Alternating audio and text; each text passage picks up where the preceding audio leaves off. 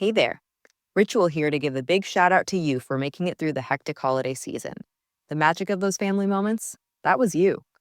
And now there's new milestones to prep for in 2025. This new year, check clean, quality pregnancy nutrient support off your to-do list with Ritual.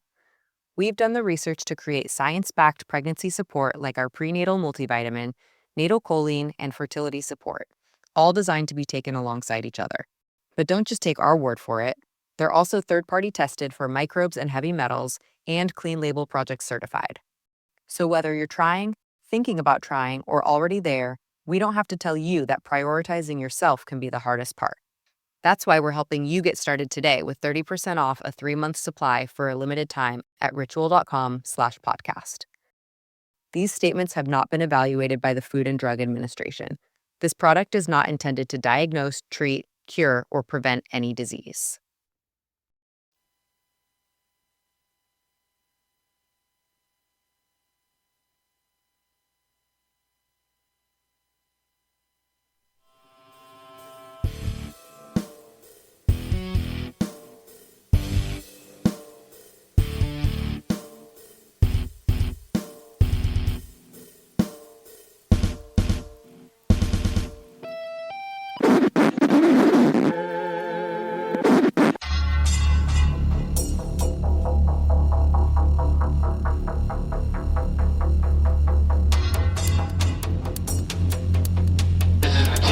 Unknown submarine contact in the vital area. Away the Nixie team away.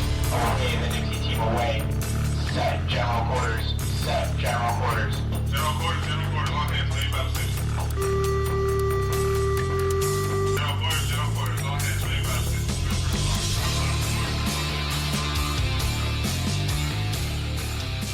Nothing like starting a little late. Of course, I was looking at the wrong damn clock. Well, sometimes that happens. Good Lord. Now I looked at the computer. We should never be late, BZ. You look like Father Time. Yeah, what happens when Father Time is late to his own damn funeral? Okay, so now I'm looking at the computer. Over here. My computer says 8:05. I was looking at that clock. That thing is 2 minutes slow. That's actually 3 minutes slow. In your defense, it is 3 minutes slow. But in the official studio clock, which you cannot see, it's 8:05. That's right. It's pointing at the opposite direction, which is the funny thing. The digital clock that I look to see what time it is on the far right coast, it says 23:05. So maybe I should start looking at that thing. We should just have all of the clocks up from like the different parts of the world. Like a real newsroom? Oh, right. Exactly. Or a truck stop or something like that. Yes. What's the time? What's the time in Moscow? I always wanted to know what time it is in Moscow? It is time for sackheads against tyranny. No kidding. That's what time it is right now in Moscow. And coincidentally, more evidence of Russia collusion with the United States. Here in America, it is also time for sackheads against tyranny. So, ladies and gentlemen, CNN, if you're listening, there's more evidence that the U.S. is in collusion with Russia, particularly the Trump administration, because at the exact same moment, and it's bizarre because we're in two completely different time zones, but at the exact same moment, even being in two different time zones, both are able to tune in against tyranny at the exact same moment. It's mind-blowing. It is mind-blowing. It is mind-blowing. Well, this is great. You, of all people, are going to appreciate this. Okay. Now, the chat room was kind of lonely last week. We felt like we were a little alone. No, we didn't. We don't care. Okay. Because we entertain ourselves. Okay, we do. I don't know. That opens an entire different passageway that I don't think I want to go right now in terms of self-entertainment. Anyway. Turn the cameras off. This is not that kind of show. No. We'll leave the microphones on, but you got to turn the cameras off. That's right. Then it becomes just a theater of the mind, okay? You can't see it, but you can hear what's going on. So we're going to leave you to interpret. And how much is sound effects versus not. Reality. Right? God, what a great thing. Now, here's the real kicker. Combine that with, I see we've got some McAllen over there. And I Yes. see we still have some bullet left. Not much. Yeah, that's really low Yeah. these days. Anyway, I was going to say that we have Mike already in chat. Oh, we have hello. Dan Butcher in chat. Dan. And we have Dave Milner in chat, so welcome to Excellent. everybody. Excellent. That's great to have all those folks right at the beginning of the show. It is. And I want to start the show. I have a story for you, BZ. Oh, God, this is great. I love your stories. I have a story for you. Okay. So this is a true story, by the way, 100% true story, which Okay. makes it even more awesome. So no shit, there I was, standing in a store with none other than Box Wine. Okay. And Box Wine needed to purchase a couple more crates of wine, and I think this particular store had, I think it was like buy 20 boxes for 50 cents each or something like that. Wow, what a deal. So it was a great deal, and I'm talking some really good wine. Like the year was 2018. Like Box Wine are us. Yes, but it's Box Wine is Vintage. she. Right. Okay. Yeah. Good vintage. And so I'm carrying these crates of wine up in the forklift as we're driving up there with the forklift, and I look over and Box Wine is proceeding to take her driver's license out of her wallet. And I said, "What are you doing?" And she said, "Oh, well, I'm going to get carded." And I looked at her and I said, "This is how big of an asshole I am, right?" I said, "You're fucking way too old to get carded. You're not going to get carded. Put your fucking ID back, right?"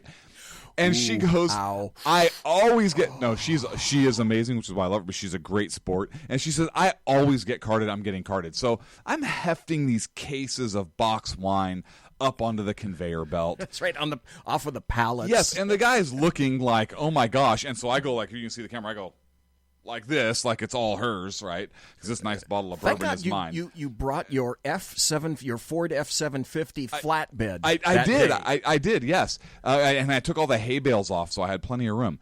And so she proceeds to hand the checker her ID, Okay. who then briefly glances at it, doesn't even read it, and hands it back. We finish the transaction. As we're walking out, she says, "See, I told you I'd get carded." And I said, hang on a second. I said, hang on a second. You handing your ID to somebody without provocation or being asked for it does not constitute being carded. That is the equivalent of somebody handing somebody else on the street their wallet and saying, "I got robbed." Here, would you hold this? Yes, Hold this. I got robbed. Yeah. And, Hold this just for a second. Police! And she proceeded to say, "No, I got carded." And I said, "No, you voluntarily submitting your identification to somebody does not constitute getting carded." And that's why I love your stories. Which was amazing. And by the way, BW is listening right now because I just got the emoji with the little red face and all of the the swear word parts across it on my phone. So obviously she's listening. Yeah. And since she's obviously happy, I challenge her to tell me any part of that story that is inaccurate, with the exception of the crates of wine. Does she know the phone-in number? She can phone in. She can anytime. phone. I'm sure I'll get a phone call on this phone right here. Okay, about because I that. tried it last night with Dan Butcher and had Dan on for the show. And thanks again, Dan, for being on for the entire 2 hours. But the phone worked, and people on the other end can hear the audio cuts, and it's a discrete channel. It's like a real radio show now, so it's absolutely grand. Really enjoyed the hell out of this. Now tonight, Clint and BZ are. Well, I have something for you, a topic that. We are going to rip through the gristle of the news. No, I'm not. But because it still kind of falls under the whole like lightening up the show thing, and this thing right here, which this thing right, that thing. Now that thing. That's the first time that anybody has seen the Bobcat. And I told people we have a Bobcat. Oh yeah, no, that is real. And for those who doubt we have a Bobcat. There Clint it is. Clint has just showed that in the studio, number one, this is not our bedroom, okay? This is not a bathroom. It's an actual studio. And there in the studio is the Bobcat. Yes. The mascot of the Berserk Bobcat Saloon. And for the record, that thing almost got shot when I walked in tonight. I just want to make that clear. But there is something that I thought of, and it was actually kind of funny that I came into that site because I came in this evening wanting to share a particular story with the Berserk Bobcat himself, really? The Bloviating Zeppelin, and that is this. Did you hear about the people in Texas? I don't know if they were a family or just 3 people. They took these kittens in, and I think there was I don't know if there were 3 or 4 kittens, but they took these kittens in. They thought they were Bengal kittens, which are a rarer domestic animal, and they took these kittens in and they started feeding them milk, when all of a sudden the kittens began to tear and shred the milk bottles that they were being hand fed from, and injured 3 people. Kittens. These were bobcat kittens. Oh, well, they were not quite of a mind to put up with human beings. Bobcats mistaken for domestic kittens were brought into a Texas home. I can't make this up. And they didn't domesticate all that well. No, because how would hi. There you are again. There I am. You cute. I'm gonna stare guy. at the screen right here. I look fantastic this evening. By the way, did you notice? Look fantastic. You look fantastic. That's a better shot right there. You look marvelous. Did you notice my shirt? I have my Iceman shirt on. Oh, does it say anything? It says Iceman. Iceman from Top Gun. It's Iceman's helmet. Where does it say Iceman? Right here, Iceman. It's his helmet. It's his helmet. Do you remember? Come on. Okay. Because what kind of Top Gun fan are you? They're coming out with Top Gun 2, July of next year. No. Yes. It's called Maverick. So now let me guess. Tom Cruise is in it. Okay. So is Val Kilmer. Tom Cruise is going to be in it. So let me guess. Tom Cruise now is the guy that manages Top Gun. I have no idea. He's the guy that runs it. I don't know. Because Tom Cruise is like mid-50s now. Yeah, I don't know. I don't know how they're going to make his character, but I'm going to see the movie. Oh, hell yeah. I'd see the movie. You know, Val Kilmer has not been in a major movie in a long time. Yeah. And Val Since Kilmer, Heat, I think, right? He did Heat. He did either Tombstone. He did Tombstone, but Heat was after. Was Heat after? Yep. Okay, Heat was like 96, 95, 98, something like that. Yeah, well, he's coming back as Iceman. He hasn't been in a major film in quite some time. He got like super heavy. Mm-hmm. He got into alcohol. He was doing a whole bunch of crazy stuff. Mm-hmm. He made a ton of B movies to kind of keep things going. But I'll tell you what, if Val Kilmer's coming back, I will sure as hell go to see a Tom Cruise, Val Kilmer movie, and to see an update on Top Gun. Hell yeah, I'd go see that. Absolutely. By the way, just out of curiosity, did you see Infinity Wars? Not yet. Not yet. Don't spoil it for me. Okay. All right, because once you see it, I want your opinion, and then we can talk about it. Okay. But if you haven't seen it, I don't want to spoil anything. Yep, I have not. I have not seen it. It's 2.5 hours, so it's rather lengthy. But at the conclusion of the movie, you're going to have a definite opinion, and that 2.5 hours will have seemed like it just went poof. I always have a definite opinion, BZ. I don't need to wait until the end of Infinity Wars to develop any kind of absolute opinion in the slightest. Got it. But and at the end of I think the 25th. What is Memorial Day? It's a day where we remember the sacrifices for people. Is that what you were referring to? No, I think Memorial Day is like around the 25th. Oh, the date, like date of that. Yes, I don't. Something like that. Yeah. Anyway, I'd have to look at the calendar. Deadpool 2 is coming out now. If you liked Deadpool 1, which I did, I was a huge fan. I loved Deadpool #1. I thought, oh my God, that was a great movie. Enjoyed the hell out of it. And then the trailers for Deadpool 2 are kind of fun as well. Because he makes reference to Josh Brolin being Thanos, and then he makes reference to Josh Brolin being a new character in the Deadpool movie. It's all the same kind of cinematic universe still, right? But yes, X-Men and X-Men and Avengers don't really. I don't think they cross over very much. I don't think this is too much speaking out of school, but Josh Brolin is Thanos in the Marvel Universe. Mm-hmm. And now in Deadpool, still the Marvel Universe, he plays Cable, who is kind of an assassin guy with a fake arm. Oh. And he's going to be... And they call him Cable? Cable. And now he's going to be a... Why Cable a with a fake arm? Just like with a fake... I collected... With a fake arm, like Slappy, right? I haven't told anybody this, but... Or maybe I may have said this maybe last week or week before. I still have Spider-Man #1. Wow. I don't bring it out.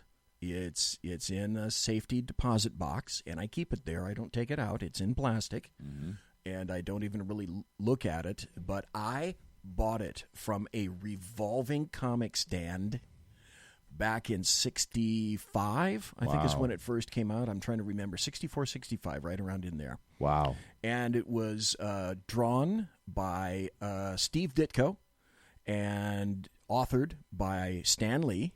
Wow. And it cost me 10 cents. Wow. You know what that thing's worth now, I'm guessing? It's not in perfect shape because as a kid, you read your comic books and you keep them, and it got a little bit of wear and tear. I'd guess right around my guess would be it's anywhere from, say, $10,000 to $15,000. Because really good ones, Nicolas Cage had his comic books ripped off. He lost hundreds of thousands of dollars of comic books, and I've heard like a really like a pristine #1 going for like up to 20. Well, I can tell you. So when my grandparents moved from Hawaii here to the mainland, right? My grandfather had back up.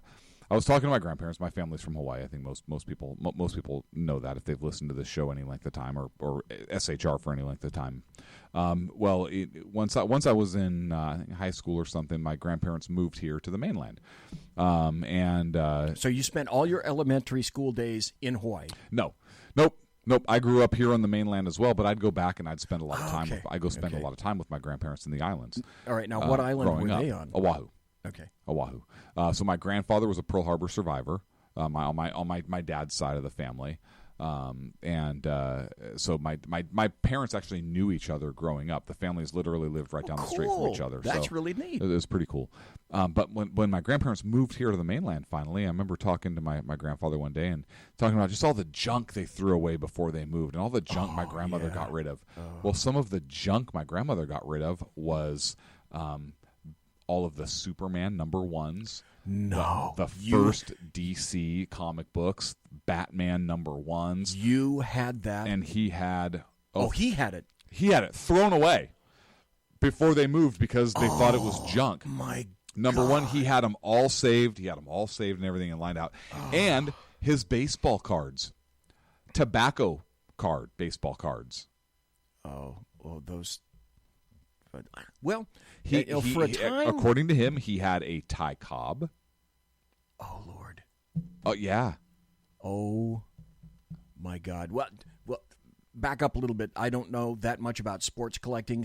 Cards used to be really popular in the 90s. Do people even collect them anymore? They do. They sell them? Are they still worth a ton of money? Depends on the card, right? But if you're talking about a tobacco baseball card, an original one, let me see if I can find a price here. Well, in the meantime, while you do that, I'm talking. These are ridiculous. Like a 1909 to 1911 Ty Cobb baseball card is one of the rarest games. I mean, you can talk about $150,000 for a card in poor condition. Oh my God. That's like... And that's on Forbes. So, that site doesn't really know what he's talking about. Right, because, they're not, like, rich or anything. Yep. And we met. Yes. Not Malcolm, but his son. And drank. Yes, we did. We shared bourbon. Yes, we did. With Mr. Forbes. And his bodyguard was a way cool guy. We saw that same guy 2 years in a row when we were at Freedom Fest 16 and 17. Yep. Sadly, we are not going this year. We will not be at Freedom Fest. There's just too much kind of crazy stuff going on. So unfortunately, SHR will not be at Freedom Fest because we kind of thought, okay, if poor Sean can't make it, then Yeah. we're not going to end up going either. I had a collection of Matchbox cars, probably 100 Matchbox cars that at the time they were 49 cents. And I mowed lawns to save up for all these Matchbox cars. Now, they were made by Lesney in England. And also coming out of England were dinky automobiles, which were bigger, more realistic. That's an oxymoron.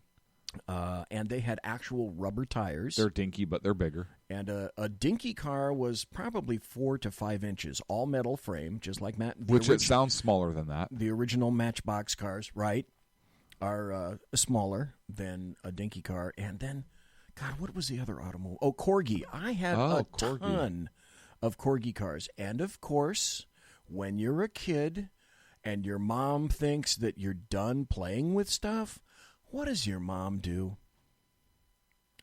She throws everything out, including I had I started collecting Fantastic Four in 65, 66. They started after I had one of the first Hulks back when the Hulk was drawn by Jack Kirby, and the Hulk was gray, not green. The original Hulk was gray. Those two comics, plus a bunch of others, I started collecting Fantastic Four about number 3, number 4. So I don't have number 1, number 2, or number 3. And my mom threw the rest of those away. All my dinky cars, all the rest of my comic books, like that. Well, I want to talk about how batshit crazy California is real quick before we get to our break, because then we do have some serious topics to get into. Boy, are they. So California now, here's the epitome. What is the epitome of the nanny state? Has passed yet another regulation today on a 5-0 vote along the Energy Commission after they really scrutinized and put a lot of thought into all of the public feedback they got. California now requires every brand new home being built after the year 2020, or so the year 2020 and beyond, to be solar powered, to have solar. Woohoo. Every single home. What a plus. Every single new home in the state of California. They're estimating right now, and when the state estimates how much something is going to cost you, they are always very accurate.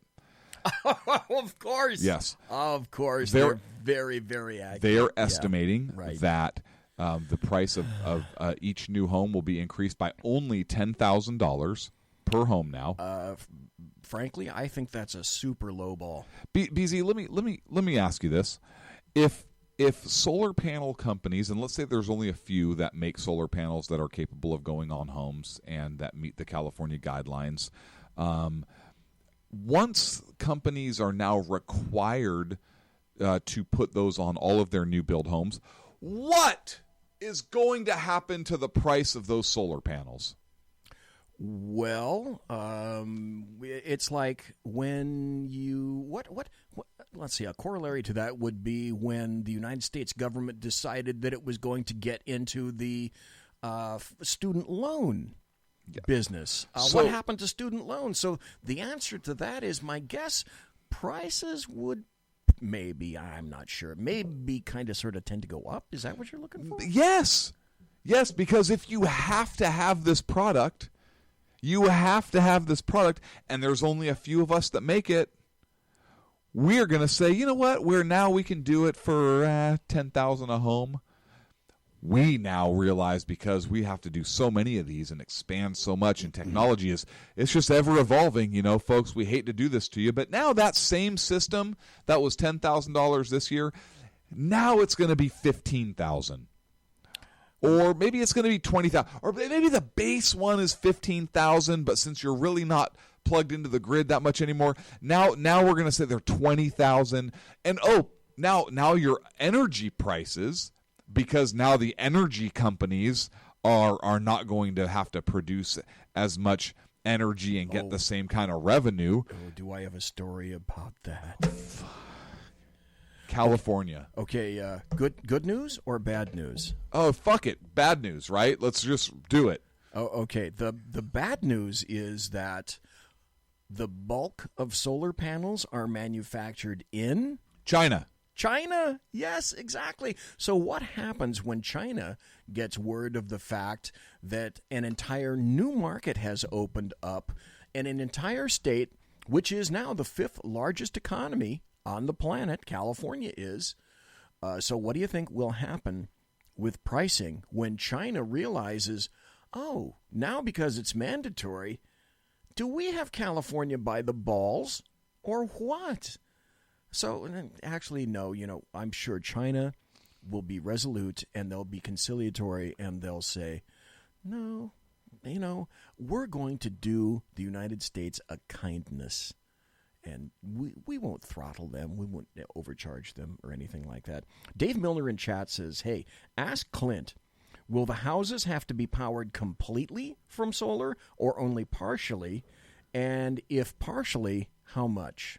It doesn't say. They talk about the requirements for the panels themselves. And if those of you that follow California politics at all, you remember that there was a huge scandal in the solar industry here in the state. With subsidies and fucking taxpayer funding of bull crap and these fop doodles don't understand.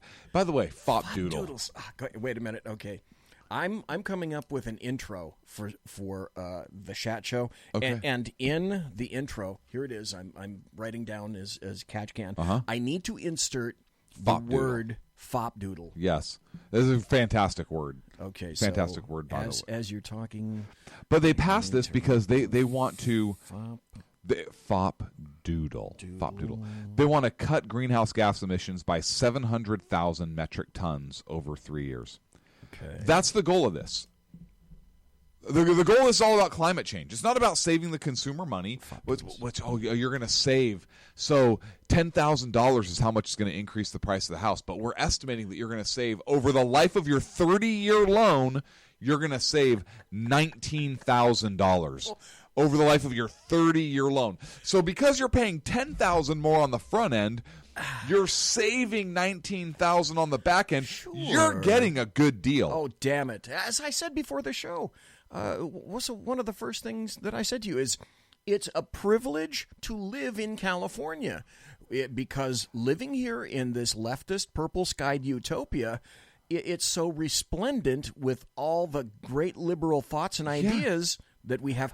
I'm sorry, but hang on. Making $9,000 over 30 years is not my idea of rolling in it. I'm saving $9,000 30 years later. Are you fucking kidding me? Oh, but that's if you stay in the state. And that's if the prices don't go up at all for 30 years. Right, because they won't. Let me throw this into the mix. We got... shoot. Well, I'm looking at that clock as opposed to that clock. So we're up against the break. It really is time to take a break right now. But maybe I should throw this out before we do take our break. And that's this. Because the estimators for the bullet train, they were so accurate, too. It was only supposed to cost... I don't know, what was it, $12, $15 billion?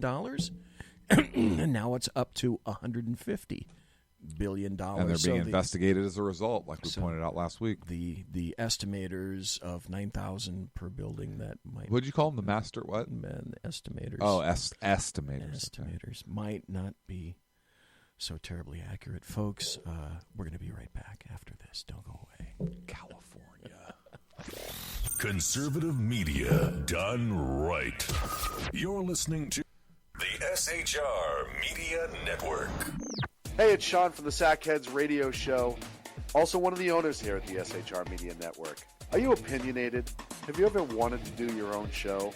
Have you ever heard somebody like the Sackheads and go, yeah, I could probably do that better? Well, now's your chance. Send me a 5-minute clip at sackheadsradio@gmail.com. And maybe you can be part of the SHR broadcasting team. sackheadsradio@gmail.com.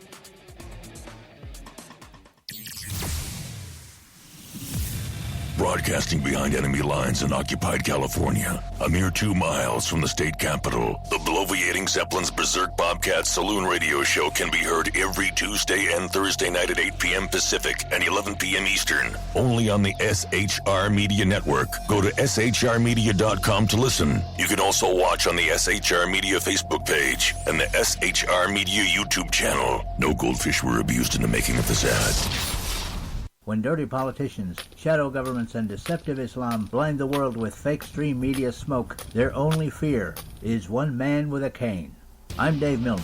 Join me through shrmedia.com, highplainstalkradio.com, and the Western Free Radio Network at Spreaker, YouTube, and iTunes for a different perspective weekly on the Unpleasant Blind Guy. And catch me on Jeff Mitchell's EDL Radio on blogtalkradio.com. There's no surrender ever. Because truth is not always pleasant. Hey guys, it's Sackhead Clint. I'm excited to tell you about a brand new show here on the SHR Media Network.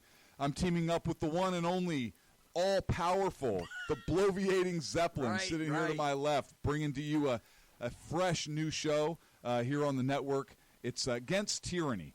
And we'll be picking up where the Sackheads left off. Excited to be with you, sir. Sackheads Against Tyranny. We're going to chat. We're going to chat Wednesday nights. S-H-A-T. Sackheads Against Tyranny. Wednesday night, 11 p.m. Oh, it's the same time, right? 11 p.m. Eastern, 8 p.m. Pacific. Same Sack time, same Sack channel. Yeah. SHRmedia.com. See what I did there? It's your business diva here, Melanie Collette. I am inviting you to a front row seat as I discuss some of the most intriguing details of wealth and finance with today's movers and shakers in the world of business. Listen in and discover financial truths on a global, domestic, and household scale. Uncover topics that will impact your wallet today and in the future. Money Talk with Melanie airs Monday through Friday, 5 p.m. East, 2 p.m. West, right here on SHR Media and High Plains Pundit Talk Radio. You can't afford to miss it. Human by race, Christian by faith, American by nationality, and conservative by choice. Reverend Ralph J. Chittum Sr.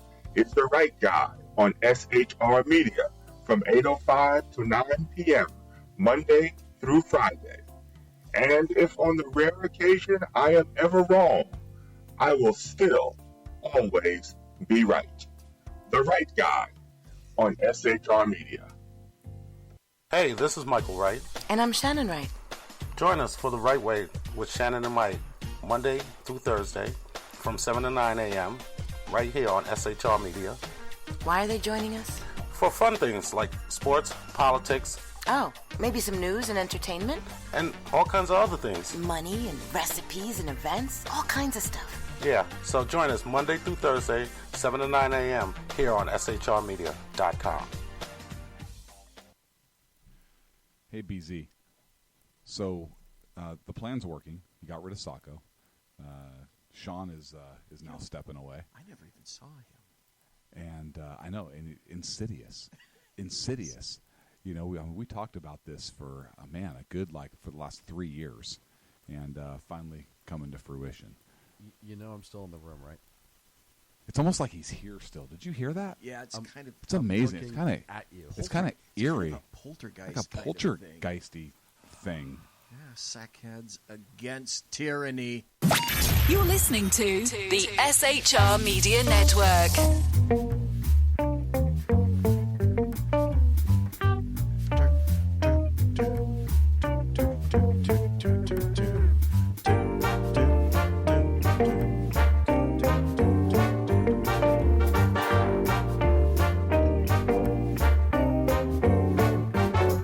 Well, it's Sackheads Against Tyranny. It's the Shat Show, broadcasting live and direct from Shatramento, Fornicalia. From behind enemy lines. I can't use that. I'm stealing from myself if I do that. But I will say this, and I stuck it out on social media. Let me rephrase that. That doesn't sound really good. I put a picture out on social media where someone sent me a photograph of an individual in downtown Shatramento whose buttocks are naked, and he's bent over taking a dump right in the middle of the sidewalk of Shatramento. So Now, if you happen to see a promo for the Shat show, the Sackheads Against Tyranny show, and that proves once again that we are broadcasting from Sacramento, California, and that we are a Shat show. Now we are going to get a little bit serious, and we're going to... And that's a direct reflection of the policies of the mayor and the police department and anybody in else Sacramento connected with that. But then again, this is in keeping with the perfect leftist utopia. I see you're eyeballing the Bobcat, aren't you? I am. You are eyeballing that Bobcat. I am. I can see it. It's kind of creeping you out over your left shoulder there. I'm actually thinking how much I'd like to have one at home. I have to say, Whiskey Dale isn't on. Sometimes he comes in the chat room, but he's the guy that sent the Bobcat to me. Yeah. And not a stuffed one, like a real one, like to guard against predators. But I honestly think, like, if I came into the studio and you weren't here, or I didn't expect that, that thing would really probably have a couple rounds right through it. I wouldn't. When you say that, yeah, I don't doubt you. Yeah, no, don't doubt me. I don't doubt you in the slightest. Not for a minute. Oh, like yeah, it'd be yeah, all clear on the left. Yeah, clear on the right. All clear on the firing line. Bangity, bangity, bang, bang, bangity, bangity, bang. Pew, pew, pew, pew, pew, pew.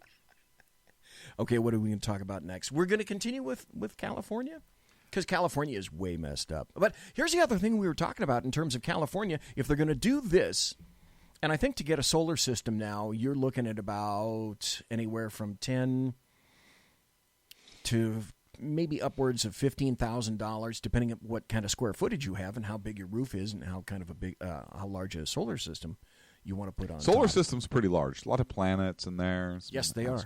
They are. Asteroid belt, big sun. Yeah, good point. Thanks. And so they're not cheap, in other words. And I was going to tell you a story about there was a utility district back east where they kept saying, save electricity, turn off your light, bring your thermostat down in the winter, bring it up in the summer. So everybody in that utility district complied, and the utility decided that it had, quote, air quotes, it had to raise rates because it wasn't making the same amount of money that it used to. And you brought up the same effect. So what happens when everybody has solar panels?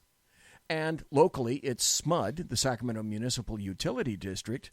And what happens when SMUD doesn't have enough money to keep up its building or its infrastructure, or it just built a brand new big building along Highway 50? So what happens when like them or PG&E, because where I am up in the mountains, I'm served, maybe I should say screwed over, by PG&E, Pacific Gas and Electric. So my electric rates are actually I have, through the roof. Actually, I have a pretty good system. I have a heating and air conditioning system by Toshiba, of all people, and it's the kind of system, it's an inverter, and I have two, one upstairs and one downstairs, and they're really good with energy. So I have air conditioning up there, and it cools quite well, and my utility bills are not that bad. So I'm lucky. You are lucky because PG&E is a they are rapacious. Oh my gosh. Plus down here, and you may know from some of the people that you talk to at work, I used to have folks at work that would tell me that in the summer they would have it wouldn't be out of the way to say that they'd have $300 to $400 to $500 utility bills. Absolutely. Per month. Yep, absolutely. $500 a month for electricity. How do you like that, folks? How do you like them apples? Are you paying $500 a month for electricity in your state? I kind of bet you're not. And here's what's going to happen. Look, you already have folks leaving the states of California. You see the report that came out? Folks leaving California and New York, the higher state tax states because of the Trump the Trump tax cuts. Right. So you have people leaving there, and you have housing that's already not affordable in California. And there aren't enough. And there's not enough housing. And now you're going to drive the prices up even more with these ridiculous regulations and requirements for a perceived greenhouse gas reduction. Right, and of course the privilege and honor of living in the state of California and basking in its great leftist utopia, this great leftist philosophy. Huzzah! How wonderful we should all be. But I asked at the beginning of the show, now if they're going to bone regular residents, why shouldn't they bone businesses as well? Well, aren't businesses going to be next up for bid? Probably any new constructed business or commercial dwellings or commercial structures. Probably, because what's that going to do to your prices now? Well, sure, and your square footage, because everybody charges in a business per square foot. Yep. And here's the other thing that I would ask. Is you can get away with putting this stuff on your personal roof of your home. Apartments are going to be different, but what happens in a high-rise? Yes. Where are you going to get your solar panels on a high-rise? Because the footprint of a high-rise is nothing like the footprint of, say, a ranch-style home in California, where you do have some square footage available on the roof to be able to put that. But the square footage available on the roof of 20, 30, 40, 50... floor building, where are you going to do that? Are you going to have to put, here's another question, like some of the places already do around here, are you going to have to put solar paneling on top of your parking lots? And are they going to mandate that you build up? And if you build up, are you going to have to put a solar panel array on top of a vertical parking garage or facility? These are all great questions. Nobody has any answers right now. So California, wow. Folks, you need to move here to California, because the other good thing about listening to us is that you understand what's going on in California, because what we're going to do next is export this crap to you. If you think that these ideas aren't going to cross our borders and go into your state, you would be terribly wrong to harbor that thought. Oh, no, because leftists in your state are using California as the perfect leftist petri dish to understand what to export and what to do in their state or your city, your urban rat cage on the East Coast all the way to the left coast. So if you think you're exempt, perhaps not so much. Just, here's another example. If you want to rent a U-Haul from, say, San Francisco or the Silicon Valley, and you want to take it to Texas, let's say, you're going to pay anywhere from $7,000 to $10,000 for that U-Haul for the privilege of driving it to Texas if you're going one way, and people are assuming that you are.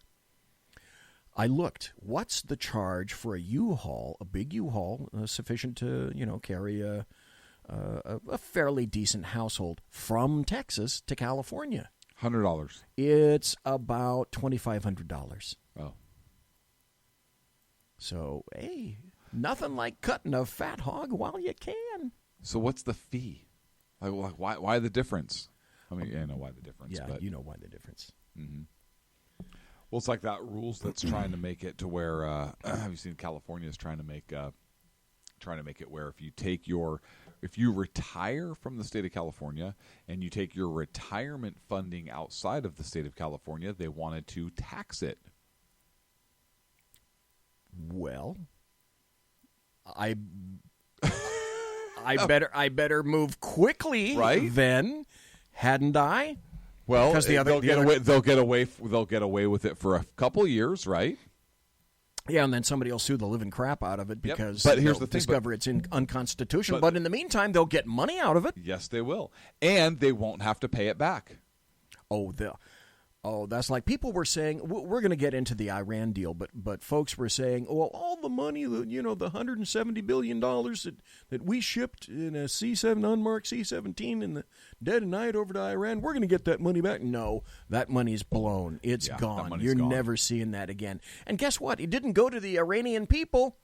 Nope. It went to, let's see, Muslim Brotherhood, Hezbollah, Al-Qaeda, et cetera, because Iran is the largest let's funder of let's state talk about terrorism. Iran and what's happening right now. 'Cause a lot happening in the Middle East right now. And boy. So you have Donald Trump coming out, President Trump coming out and saying this week that our involvement in the Iran deal is done. You have former Secretary of State John Kerry engaging in criminal activity by going and engaging in diplomatic negotiations and diplomatic discussions with other countries on behalf of the United States. He is no longer in government, folks, and he is going and talking to folks and talking to I think he was talking to Iran about how to maintain the deal or what they could do, talking to Great Britain and the other countries about how they can put pressure on the Trump administration and America to stay in the deal. Folks, nobody has ever been charged under the Hatch Act. This is a fucking strong case for that. Pardon my French. I think it's a Logan Act. Or I'm sorry, the Logan Act. What I say? I said the Hatch Act, that's right? Yeah, it's a Logan Act violation. But also, the other thing I find interesting, isn't that exactly what they were saying Michael Flynn should be guilty of? Yes. And that they pointed fingers and said, Michael Flynn, well, that's another reason that we need to investigate Trump, because there's collusion, and he and his other minions are violating the Logan Act by acting as private citizens and attempting to deal with foreign powers as private citizens. Yes. Look, I don't care if anybody has ever been prosecuted for it or not. It came about in, 1799? Yeah. But he sure as hell is violating it now. The law's on the books. If you're going to go after Michael Flynn for it, then this seems a little bit more overt than anything that Michael Flynn may or may not have been doing. Well, and it's all over the newspaper. Yeah, there's no question here what John Kerry is doing, and there's no question that he does not have the authority to engage in this behavior. Zero. There's a story. It says former Secretary of State John Kerry's under fire over a report claiming that he's been engaged in shadow diplomacy with officials from Iran and Europe as part of a final attempt to save the seemingly doomed 2015 Iran nuclear deal, which we know for a fact is doomed now. Kerry sat down twice. The Boston Globe reported this and said Kerry sat down twice with Iranian Foreign Minister Javad Zarif in recent months to strategize in a bid to save the deal as part of what the Globe described as an aggressive yet stealthy mission to put pressure on the Trump administration to keep the deal in some form. Boston Globe had it. New York Times had it. I don't hear anybody talking about, let's string up John Kerry. No. Or maybe charge him with a violation of the Logan Act. And even if people were saying that, they're sufficiently cognizant to realize the actuality, the chance of that truly happening is twofold, slim and none. Yet here we have John Kerry operating as a private citizen, meeting with people in Iran and Europe to make sure that they keep the Iranian deal, which they didn't keep. Now, we also know that President Trump met recently with Angela Merkel second and Emmanuel Macron first in order to discuss the Iranian deal. Now, Clint, why would Germany and France have much of anything to say about the Iranian deal? Oh, that's right. They have lots and lots of business dealings in Iran, including, at one point, the installation and construction of nuclear reactors in Iran. Mm-hmm. So a lot of that and that was and French scientists, if I'm remembering correctly, helping them to do precisely that. How odd. And now, because it's the same continent effect, they're on the same sheet of paper, if you will. All the land masses are connected. And so as they are suffering from Syria, etc., they know that because they're connected in one way or another, that Iran can elicit consequences. So they don't want the United States to go with sanctions, which Trump was essentially saying that he was going to do, and in fact did. He made good with a campaign promise, and he made good on the Iran threat, which is exactly that's what he said he was going to do. But here's the other thing that a lot of folks don't realize. That deal was not a treaty. No, it was not. A treaty is something that needs to be signed and approved by the Senate. It was not. It did not appear before the Senate. So when people call it the Iranian deal, it is just that. It's a deal. And it has to be renewed every 90 days. So Trump didn't really take out a big pen and strike it out, per se. All he needed to do is just let it lapse, which is what he said he was going to do, and then add sanctions to that part. Yeah, and people forget that. I mean, I don't even know, and I remember discussing this at the time on Sackheads, I don't know that President Obama had the authority to engage in this deal, because the Constitution, unless I missed it, does not allow for the President of the United States to engage in deals with other countries. That, by definition, is a treaty, and that power is reserved not to the President of the United States. We talked about it then. So whether you think that the so-called deal is a good deal or a bad deal, the fact remains that the President doesn't have the authority to engage in that, because it's a freaking treaty. What is the definition of a treaty?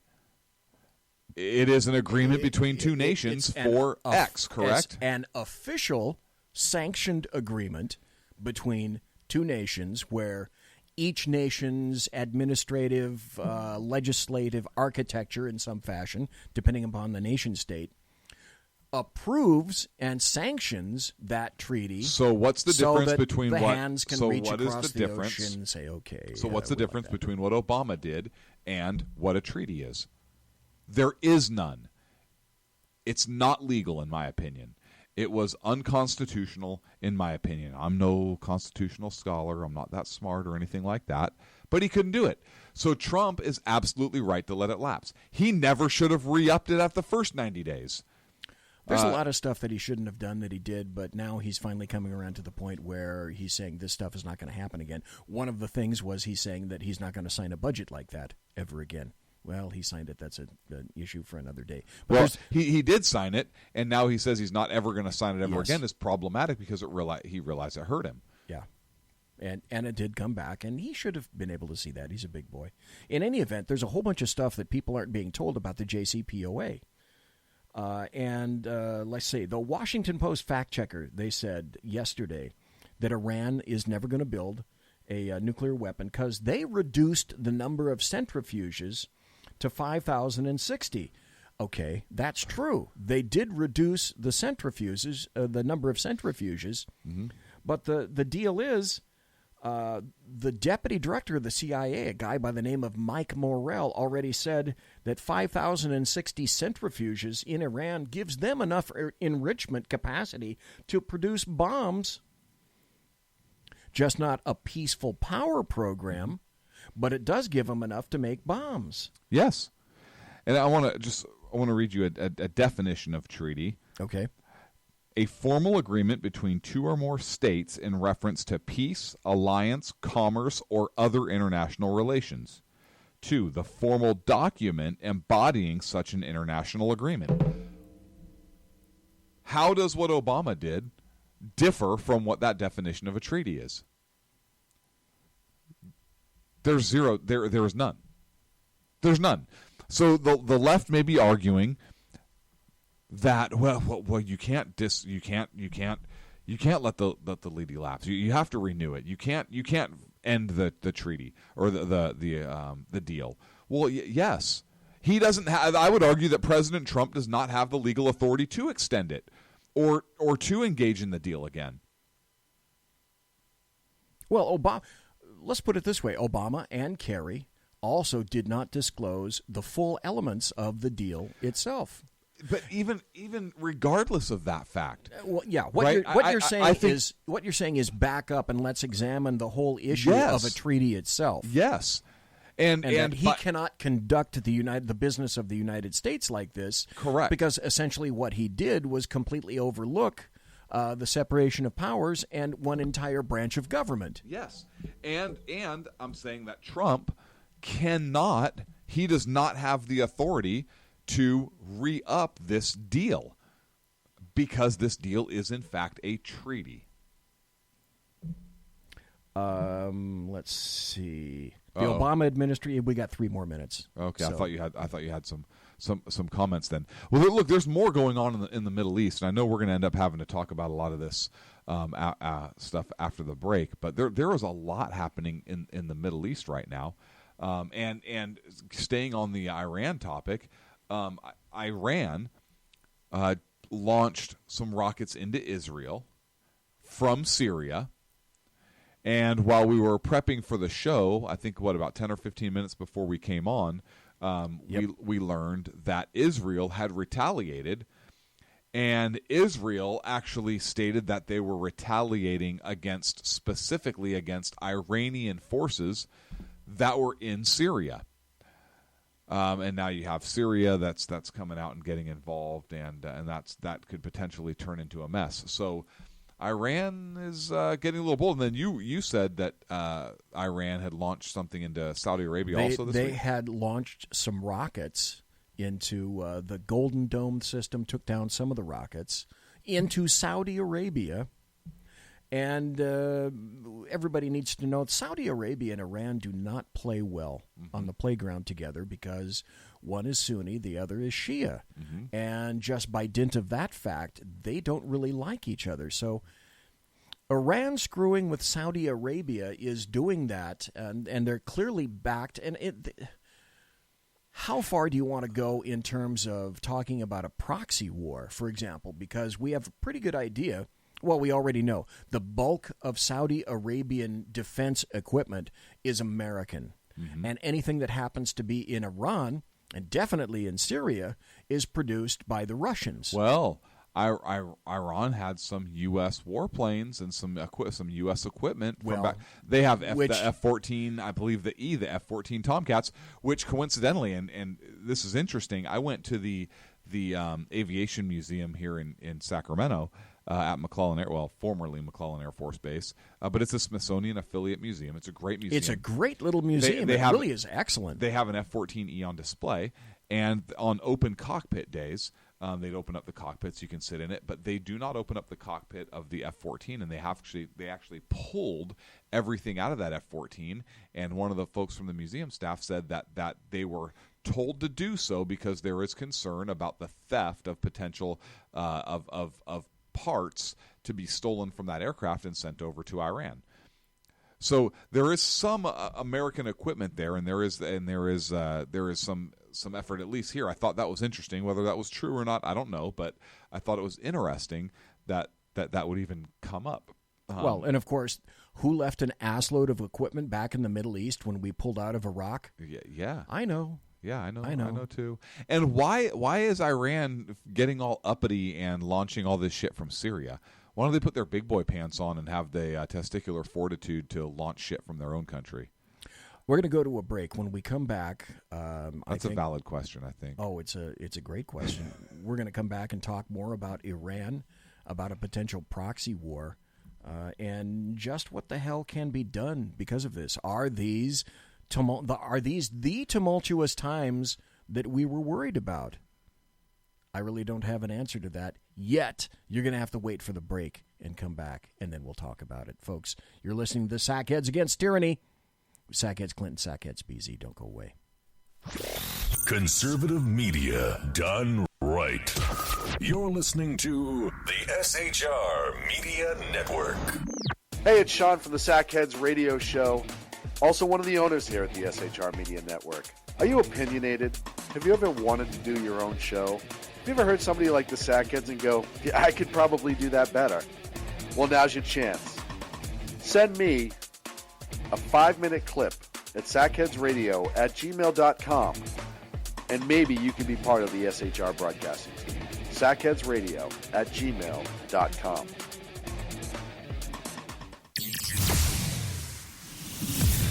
Broadcasting behind enemy lines in occupied California, a mere 2 miles from the state capital, the bloviating Zeppelin's Berserk Bobcat Saloon radio show can be heard every Tuesday and Thursday night at 8 p.m. Pacific and 11 p.m. Eastern. Only on the SHR Media Network. Go to shrmedia.com to listen. You can also watch on the SHR Media Facebook page and the SHR Media YouTube channel. No goldfish were abused in the making of this ad.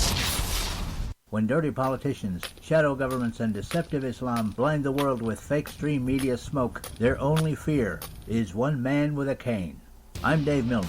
Join me through shrmedia.com, highplanestalkradio.com, and the Western Free Radio Network at Spreaker, YouTube, and iTunes for a different perspective weekly on the Unpleasant Blind Guy. And catch me on Jeff Mitchell's EDL Radio on blogtalkradio.com. There's no surrender ever. Because truth is not always pleasant. Hey guys, it's Sackhead Clint. I'm excited to tell you about a brand new show here on the SHR Media Network. I'm teaming up with the one and only all-powerful, the bloviating Zeppelin, sitting here to my left, bringing to you a fresh new show here on the network. It's Against Tyranny. And we'll be picking up where the Sackheads left off. Excited to be with you, sir. Sackheads Against Tyranny. We're going to chat. We're going to chat Wednesday nights. S-H-A-T. Sackheads Against Tyranny. Wednesday night, 11 p.m. Oh, it's the same time, right? 11 p.m. Eastern, 8 p.m. Pacific. Same SAC time, same SAC channel. Yeah. SHRmedia.com. See what I did there? It's your business diva here, Melanie Collette. I am inviting you to a front row seat as I discuss some of the most intriguing details of wealth and finance with today's movers and shakers in the world of business. Listen in and discover financial truths on a global, domestic, and household scale. Uncover topics that will impact your wallet today and in the future. Money Talk with Melanie airs Monday through Friday, 5 p.m. East, 2 p.m. West, right here on SHR Media and High Plains Pundit Talk Radio. You can't afford to miss it. Human by race, Christian by faith, American by nationality, and conservative by choice. Reverend Ralph J. Chittum Sr. is the right guy on SHR Media from 8:05 to 9 p.m. Monday through Friday. And if on the rare occasion I am ever wrong, I will still always be right. The right guy on SHR Media. Hey, this is Michael Wright. And I'm Shannon Wright. Join us for The Right Way with Shannon and Mike, Monday through Thursday from 7 to 9 a.m. right here on SHR Media. Why are they joining us? For fun things like sports, politics. Oh, maybe some news and entertainment? And all kinds of other things. Money and recipes and events, all kinds of stuff. Yeah, so join us Monday through Thursday, 7 to 9 a.m. here on shrmedia.com. Hey, BZ. So the plan's working. You got rid of Sacco. Sean is now stepping away. I never even saw him. And I know, and insidious. You know, we talked about this for for the last 3 years, and finally coming to fruition. You know I'm still in the room, right? It's almost like he's here still. Did you hear that? Yeah, it's kind of. It's amazing. It's kind of at you. It's kind of eerie. Kind of a poltergeist. Like a poltergeisty thing. Yeah, Sackheads Against Tyranny. You're listening to the SHR Media Network.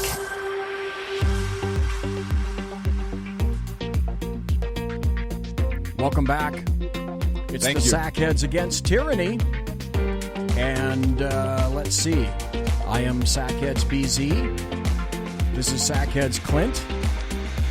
And we are Sackheads Against Tyranny. We are back. It's the second hour of the show already. And we were talking about Iran. And seems like we've been here for 4 hours already. Does it? Okay, just I'm just because kidding. I started the show 2 minutes late. I was looking at the wrong damn clock. Damn me. Anyway, we're talking about Iran. We're talking about President Trump and what he has done recently. And also about there was a reaction from Benjamin Netanyahu as a result of what Trump had done. That's to say, eradicated the Iran deal. Not a treaty, as Clint points out. Not a treaty. It was not a treaty. Yes, it was. Well, okay.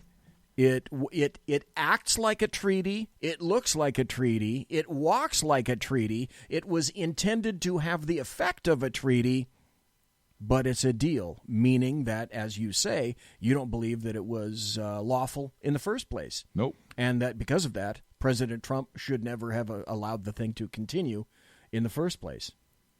Is your bone of contention, I believe? Correct. Okay. Here's Benjamin Netanyahu, who responded recently to President Trump's determination with regard to Iran.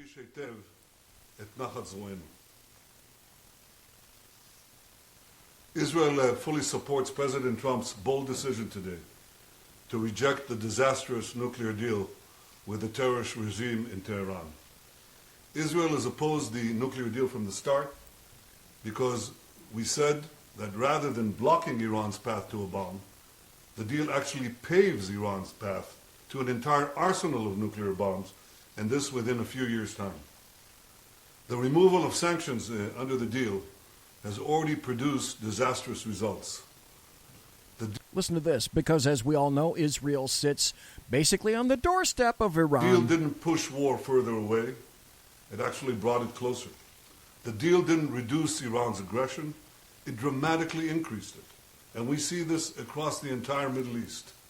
Since the deal, we've seen Iran aggression grow every day in Iraq, in Lebanon, in Yemen, in Gaza, and most of all, in Syria, where Iran is trying to establish military bases from which to attack Israel.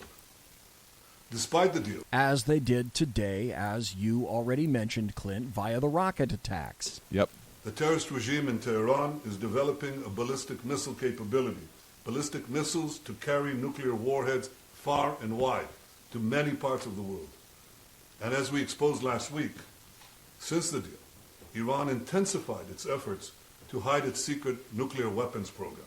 Okay, let's stop right there just for a second, because that's a perfect stopping point for this. There was, let me go back here. Benjamin Netanyahu gave a presentation last week indicating 2 words, Iran lied. And I wouldn't be surprised if it was because of this presentation that President Trump ended up drawing the conclusion about Iran that he did. Incriminating presentations. Let me go back. That was towards the end.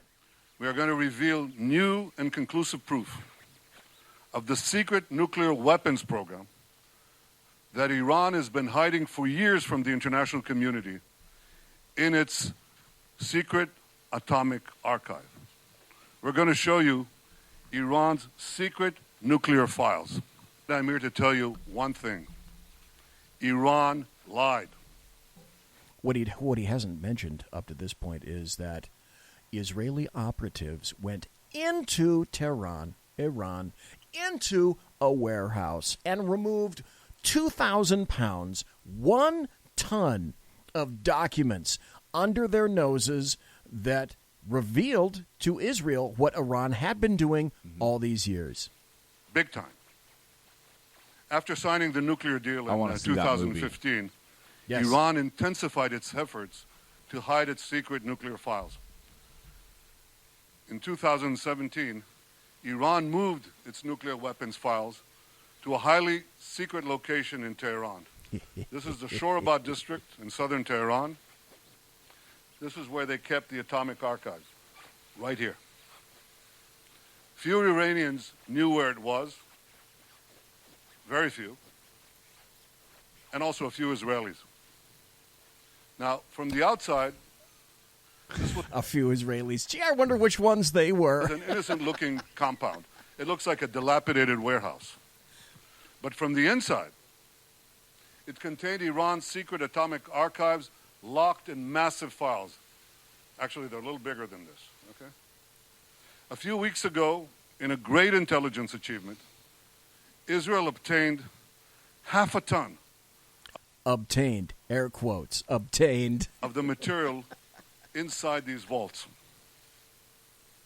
And here's what we got. 55,000 pages.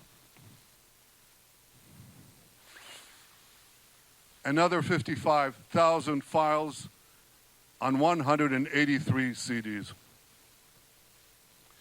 Everything you're about to see is an exact copy of the original Iranian material. You may want to know where are the originals. Well, I can say they're now in a very safe place. Yeah. Here's what the files included. Incriminating documents, incriminating charts, incriminating presentations, incriminating blueprints, incriminating photos, incriminating videos, and more.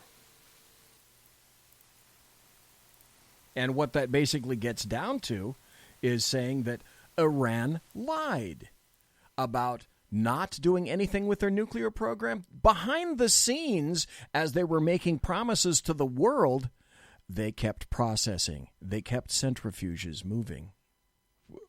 We knew that here at the Sackheads. This is not a bombshell allegation. There was an article I read. I don't have it up right now. There was an article that I read in Foreign Policy magazine. Now, that should give you a clue as to what kind of blockhead leftists write at that thing. But from Foreign Policy magazine, they were essentially saying that it's in the best interest to be conciliatory to these various nation states because they could become angry. And the worst thing is that, and as they've said, that they're going to ramp up production of their nuclear program. My question is, what kind of a nincompoop thought that all during these years, because Iran wasn't allowing inspections anyway, not like you could walk off a plane at Tehran airport and say, hey, I need to inspect some of your facilities according to the IAEA. Foreign Policy magazine says, oh, now that you've negated the deal, oh, they're just going to speed up their nuclear program. They never stopped. They never stopped the program. What makes anyone with half a brain think that just because the world waggled their finger at Iran, that Iran became instantly, oh, well, yes. No, do you know why? I'm sorry. I can tell you why they. Again. I can tell you why they kept doing that. Why they kept up on their nuclear program. Do you want to hear? Of course. No, this is absolutely true. I think. Okay. Iran knew that President Obama didn't have the fucking authority to sign a treaty. So they knew it was bullshit and they didn't have to abide by it. How's that for full circle, BZ? Okay. That is a completion of a full circle. And yet you have John Kerry going to Iran and other leaders in Europe attempting to subvert that deal, which now I think, well, let me ask you, Clint. Yes. As a logical thinking adult, human being, you've got a brain in your skull, and you can figure things out because that's part of your job. That's how you've been so successful in life. That's how you've come to be successful in life, in your business, etc. What makes anyone think that Iran was ever going to abide by anything that the United Nations, Europe, or the United States either suggested or mandated?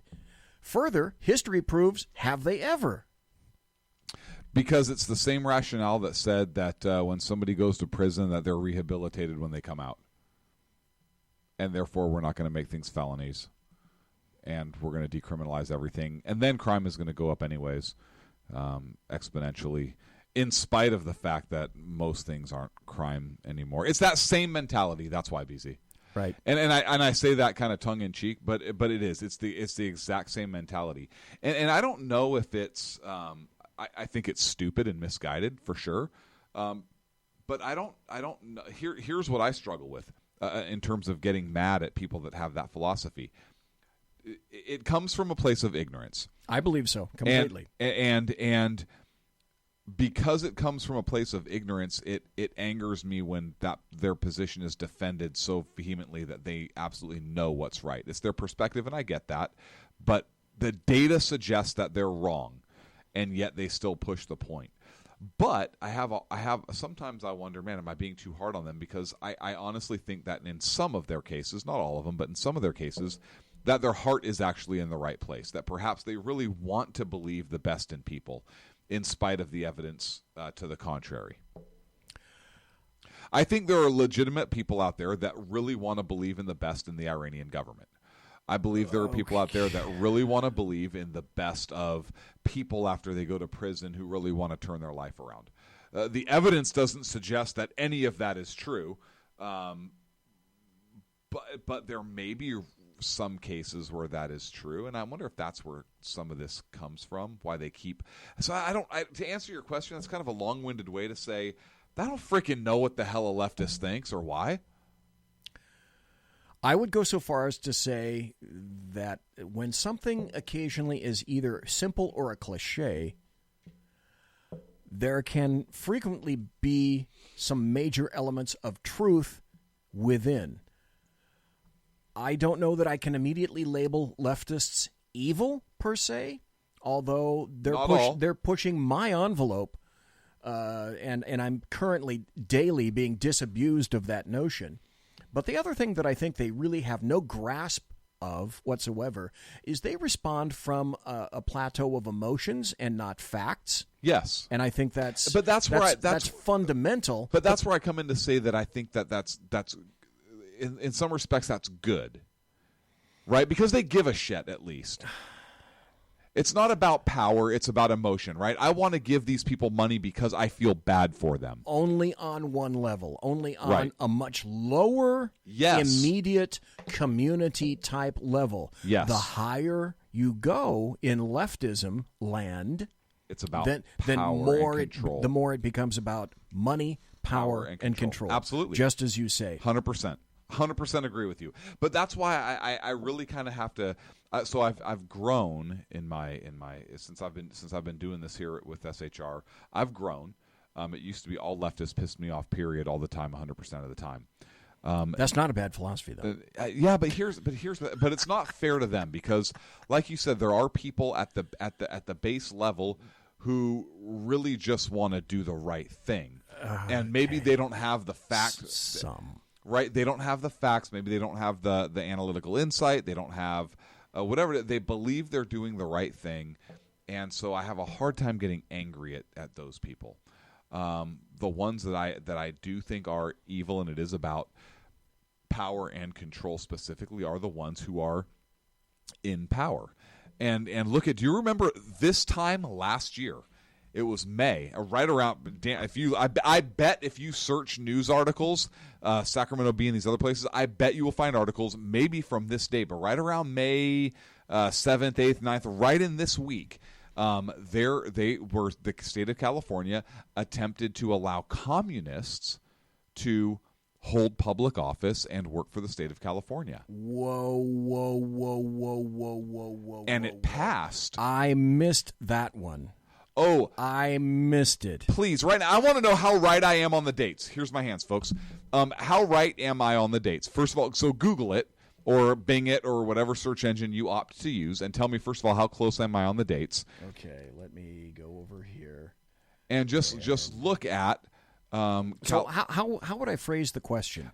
California votes to allow communists in state service. I bet you'll pop something with that. And it was right about this time last year.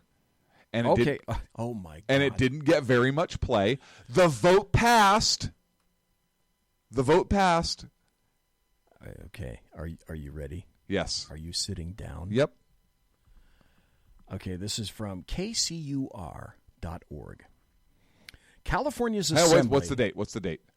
I'm getting to that. I'm sorry. I'm getting to that. Sorry. I just want to know if I was right.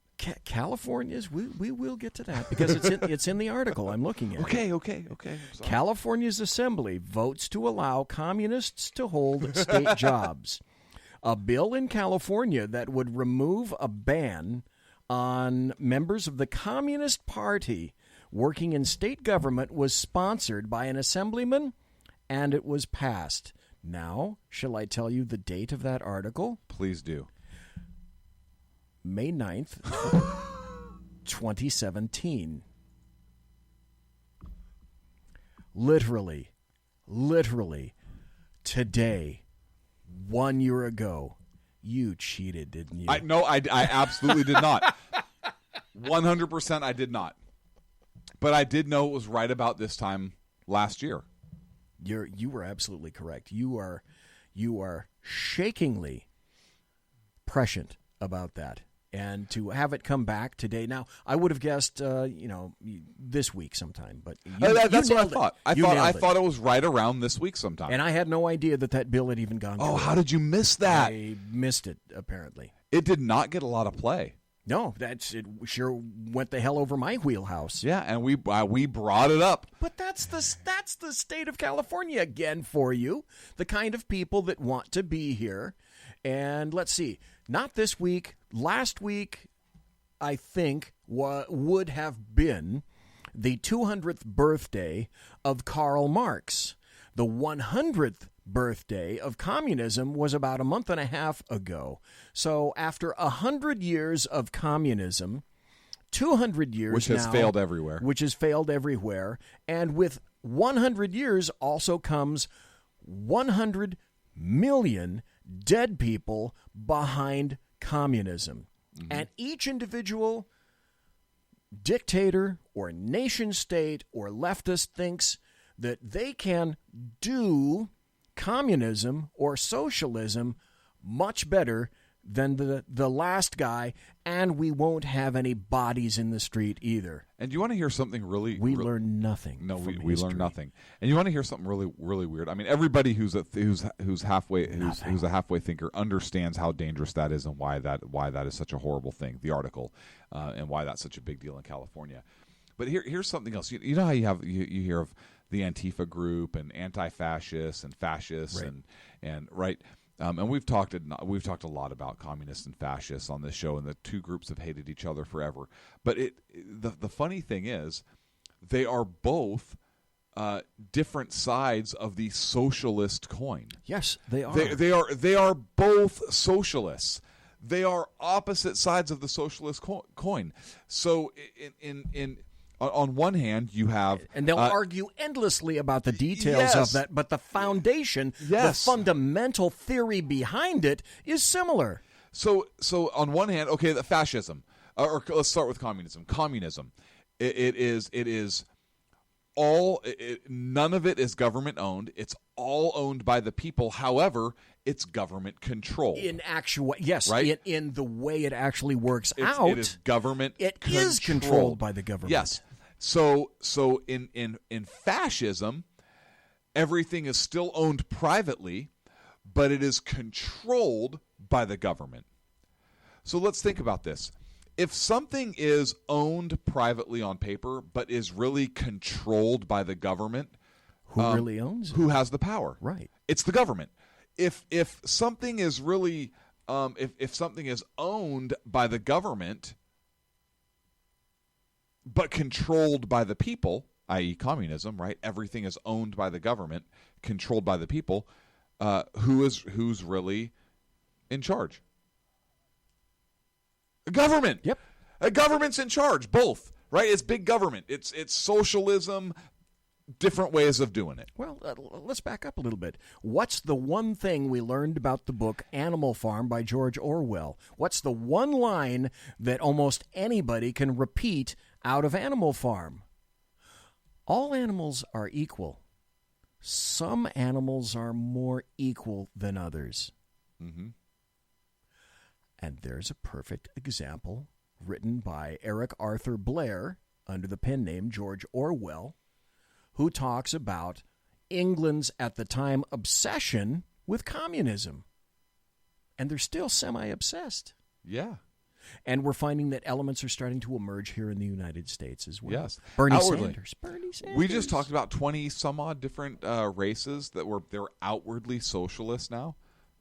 Remember that? We just talked about that last week or the week before. Outwardly socialist here. I'm surprised you had no idea that passed here in California. I did not know. I should bone up on my local California stuff. That was a huge deal. That was a huge deal to Sean Anna. Sean lost his damn mind. You'd have to go back and listen to the show, but I remember Sean lost his mind. I don't remember if it was on air or just in studio while we were prepping for the show. Well, I'll tell you what I'll do. When I post this show, because I post all the BZ shows and I post all the Sackhead shows, when I do that, I'm going to go back into the Spreaker archives for Sackheads and see if I can find that show, and then in the post that I create for this tonight, I'll put a link in there so people can go and listen to what it is that you and Sackhead Sean happen to say about that situation. So I would be looking for probably like the week after May 9th. I don't remember. I don't Last remember. year? You'd have to look probably within that couple time frames. Sean may have it. Sean may have it marked somewhere. Okay, I'll start looking for that. And in the meantime, it's time for our final break. A couple minutes early. Yeah, we're at a good stopping point right here. I guess we got 3 more minutes. We got 3 more minutes before the bottom of the hour. I guess to tie it all back, because we talked about leftists and the deal and all that other stuff, and we kind of went off on a tangent. I got us on that tangent, which is okay. That's what we do here, by God. I apologize. And it was a great tangent. I enjoyed it. Yeah, no, it was a fantastic tangent. But there's a lot going on in the Middle East right now. I mean, we could. Depending how Iran responds, and I'm not saying that we need to stay in the treaty because or ratify it as a treaty because Iran might get pissed off. Yeah, whatever, I don't care about Iran. They get pissed off all they want. But what it is going to do is raise tensions in the Middle East, and tensions in the Middle East are already raising. I mean, you just look at the hotbed of activity there, and it seems like a lot of this centers around Syria. Right, you have Syria, Russia in Syria, Iran in Syria. You have Israel now getting attacked by Iran from Syria and then attacking into Syria for Iran. You have the Iran nuclear deal that's going sideways. Israel in there, and you just have it is such a perfect storm for things to really kind of heat up and light off, like a little powder. It is. You know what you don't hear a lot about anymore is you don't hear a lot about the terrorist activities or the anti-terrorist operations in Afghanistan and Iraq. No. Have you noticed that? Right. Here's another thing that Saudi Arabia said today. Al-Qaeda's been very quiet. I don't want to say the Q word. They have not been very active, it seems. Saudi Arabia said today that if Iran decides or somehow acquires a nuclear weapon, that it too is going to acquire a nuclear weapon. Now, move the situation, move today's chaos into a Middle East where almost every nation state now has a nuclear warhead pointed at each other. Now throw that into the mix in the environment that we're encountering today. Here's an article, and we're going to have to hit a break here in about a minute. That's about all I got left. Here's an article from the Times of Israel. After alleged Iranian barrage, Israel launches massive counterattack in Syria. IDF warns Syrian military not to interfere as it pummels Iranian targets in largest direct exchange between Jerusalem and Tehran, the capital of Iran. 20 rockets were fired at Israeli military bases by Iranian forces from southern Syria just after midnight on Thursday, sparking the largest ever direct clash between Jerusalem and Tehran, with Israeli jets targeting numerous Iranian-controlled sites across Syria. And what also is controlled in Syria? Russia. And with that lovely little thought, we're going to go to a break, and folks, we're going to be right back. You're listening to the Sackheads Against Tyranny. Conservative media done right. You're listening to the SHR Media Network. Hey, it's Sean from the Sackheads Radio Show, also one of the owners here at the SHR Media Network. Are you opinionated? Have you ever wanted to do your own show? Have you ever heard somebody like the Sackheads and go, yeah, I could probably do that better? Well, now's your chance. Send me a 5-minute clip at sackheadsradio@gmail.com, and maybe you can be part of the SHR broadcasting team. sackheadsradio@gmail.com.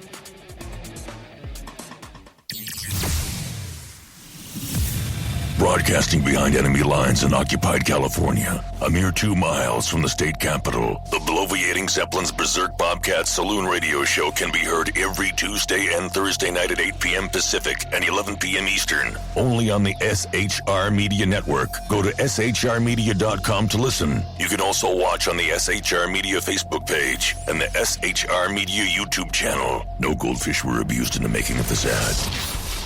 When dirty politicians, shadow governments, and deceptive Islam blind the world with fake stream media smoke, their only fear is one man with a cane. I'm Dave Milner. Join me through shrmedia.com, highplanestalkradio.com, and the Western Free Radio Network at Spreaker, YouTube, and iTunes for a different perspective weekly on the Unpleasant Blind Guy. And catch me on Jeff Mitchell's EDL Radio on blogtalkradio.com. There's no surrender ever. Because truth is not always pleasant. Hey guys, it's Sackhead Clint. I'm excited to tell you about a brand new show here on the SHR Media Network. I'm teaming up with the one and only all-powerful, the bloviating Zeppelin sitting here to my left, bringing to you a fresh new show here on the network. It's Against Tyranny. And we'll be picking up where the Sackheads left off. Excited to be with you, sir. Sackheads Against Tyranny. We're going to chat. We're going to chat Wednesday nights. S-H-A-T. Sackheads Against Tyranny. Wednesday night, 11 p.m. Oh, it's the same time, right? 11 p.m. Eastern, 8 p.m. Pacific. Same SAC time, same SAC channel. Yeah. shrmedia.com. See what I did there? It's your business diva here, Melanie Collette. I am inviting you to a front row seat as I discuss some of the most intriguing details of wealth and finance with today's movers and shakers in the world of business. Listen in and discover financial truths on a global, domestic, and household scale. Uncover topics that will impact your wallet today and in the future. Money Talk with Melanie airs Monday through Friday, 5 p.m. East, 2 p.m. West, right here on SHR Media and High Plains Pundit Talk Radio. You can't afford to miss it. Human by race, Christian by faith, American by nationality, and conservative by choice. Reverend Ralph J. Chittum Sr. is the right guy on SHR Media from 8:05 to 9 p.m. Monday through Friday. And if on the rare occasion I am ever wrong, I will still always be right. The right guy on SHR Media. Hey, this is Michael Wright. And I'm Shannon Wright. Join us for The Right Way with Shannon and Mike, Monday through Thursday from 7 to 9 a.m. right here on SHR Media. Why are they joining us? For fun things like sports, politics. Oh, maybe some news and entertainment?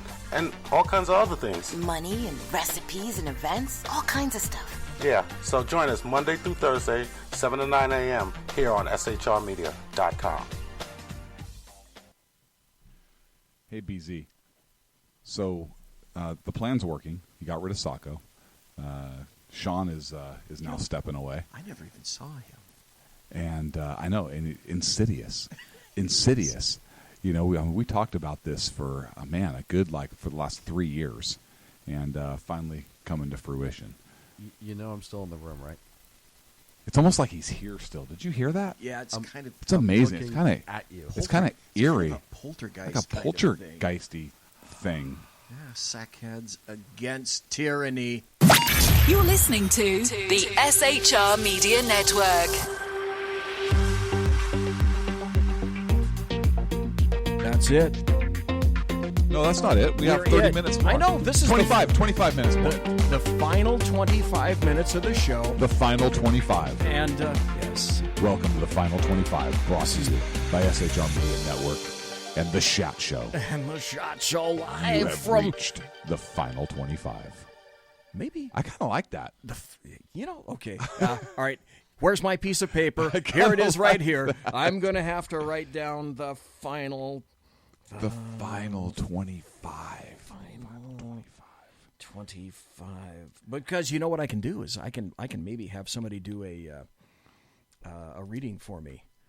So after, like the music comes in and then another voice with some electronic background stuff says, and now the final 25 of the Shad Show. You know, somebody with a really deep voice, like Tim Hart, the guy that I get to do my promos. Maybe I could have him do something like that because Tim is a kick-ass guy. And the final 25. He loves doing my shit. So that's gross. Well, doing my voiceovers. That's what I meant. Okay. Okay. So have you seen the latest endorsement? Well, not endorsement, but the latest person to come out against the nomination of Gina Haspel? You mean besides every Democrat? Yes, besides every... Well, I guess this guy would be a Democrat, that closest aligned to a Democrat. Oh, wait. Khalid Sheikh Mohammed. Oh, KSM. He wanted to be imported into D.C. in order to make a presentation in front of the committee that was hearing the nomination of Gina Haspel. Is that not the best endorsement she could get? That is amazing. How awesome is that? This has precedent. This is history, and you will appreciate this bit of history. Do you remember the Indianapolis? The USS Indianapolis in World War II was the ship that took the atomic bomb out to Tinian on a secret, very, very secret mission. Mm-hmm. Got sunk the on the way bomb back. over there, and then it was helmed by Captain McVeigh. And do you remember the scene in Jaws where Clint is talking about being on the USS Indianapolis? I sure do. And in the water, watching all of the sailors being pulled down into the water at night from all the sharks. 800 sailors went into the water, and just a handful of people came out, including Captain McVeigh, who made it back to the United States. Here's the precedent. The at issue was he zigzagging his cruiser as he was coming back? He couldn't. He was told radio silence. You can't communicate. He was overdue. They really didn't know where to look for him, for Christ's sake, because there was nothing immured in writing as to what he was doing or where he was going. His people were eventually found. At issue was he operating under proper orders by zigzagging? They found the captain of the Japanese submarine who sank the ship that night and had him present information which indicated that he was zigzagging. And he was courts-martialed, and only much later, I think it was after he shot and killed himself, the Navy finally exonerated Captain McVeigh. But around I may have gotten my years wrong, either 54 or 64, Captain McVeigh shot himself and killed himself because he lost all of those sailors on his ship. And he and his family and the name were dragged through the mud in the press, and he was branded essentially a traitor when it turns out that was not true. Yes. So there's precedent for this. Let's bring the enemy in and have them testify against people that we want to destroy politically. Well, he offered to come in. Oh, I'm sure he wants to. He offered to come in. But what a great endorsement, right? If I were President Trump, I would wear that as a badge of honor. I'd say, you know what? My CIA nominee is such a badass that KSM, the KSM wants to does not even does not even want her anywhere near the agency. Like, I'd be like, if I were a guy, I'd say, wait a second, Khalid Sheikh Mohammed does not want this chick in the CIA? Oh yeah, I'm voting for her. Oh yeah, she's done. She's in. You're in. Yep, you're in. Well, KSM hates you. You're in. Don't need any more convincing than that. If that's what he says, bada bing, bada boom, you're in the chair. What's the one thing that all the Democrats and leftists don't like about Gina Haspel is she had something to do with rendition. Now, she's changed her tune, but when Dianne Feinstein, here's the interesting part about this, when Dianne Feinstein was grilling her, it was also, and don't you wish that people would throw these little quips back to their inquisitors? It was Dianne Feinstein during that time that didn't raise a peep of objection to rendition going on at the time. They were different times and different circumstances. Yes. And all the leftists seem to have fucking forgotten about that. Yes. Conveniently, for political theater. Now, do you think she's going to get confirmed? Yes. I do too. Yeah. And I think it'll be a wonderful thing. Finally, the morale of the CIA, I think when she gets appointed, I think the morale of the CIA is going to rise quite a bit. And now, sitting in that chair, you're going to have someone with a great deal more ethics than I suspect John Brennan ever had, ever. If there was a true leftist, and some people suggest that John Brennan is sort of a sub-rosa, you were talking about communism? I've heard people say that they believe that John Brennan has a little communist influence running through him. But just at the point where they said all the alphabet agencies, they're unbiased, they're apolitical, it all comes out. James Clapper lied. It all comes out. James Clapper lied. John Brennan lied. Mm-hmm. It turns out that James Clapper leaked information to CNN. Mm-hmm. They're all biased. Comey, biased. Wray, biased. Brennan, biased. Clapper, biased. All from the alphabet agencies. Mueller. There is apolitical. Well, there is nothing apolitical in D.C. If it's in D.C., it's political as hell. Mm-hmm. Period. End of statement. Well, I want to shift gears and talk about North Korea. Look, Donald Trump should be getting major accolades from everybody. 3 American prisoners, three people being held there as prisoners in North Korea, have been released. They are on their way back to the United States. What a great story. President Trump has said that he's going to meet them when they land. Folks, this is a big deal. It's a huge deal. North Korea doesn't just release prisoners and release prisoners in good health. The little Kim is giving all of the indications that he is serious about kind of mending the relationship as much as it can be mended, that being said, but of maybe agreeing to get along in the region. He's giving all indications of that. Here's why, though. And a new story came out. We'll get back to the 3 guys that just got released, but I'm going to, if I might, pontificate. Please, this is your segment. For just a moment or so, and that's this. 2.5-3 months ago, Real Kim took the green armored train out of North Korea and met with Xi Jinping. Mm-hmm. The only photo that I remember coming out of that meeting was Xi on the left looking at Kim on the right like the principal looks at a bad student. And Kim, I believe, looked like he had a potato in the back of his pants. Pretty much. Like he looked like he had kind of a load, so to speak. Yes. Then we find out just yesterday. Where is the story? Here it is by Fox News. Catherine Lamb. Kim Jong-un meets secretly in China with Xi Jinping ahead of nuke talks with U.S. Northern Korea leader Kim Jong-un and Chinese President Xi Jinping met secretly in northern China on Monday and Tuesday, marking the 3rd time that Kim has left the Hermit Kingdom since he took power 6.5 years ago.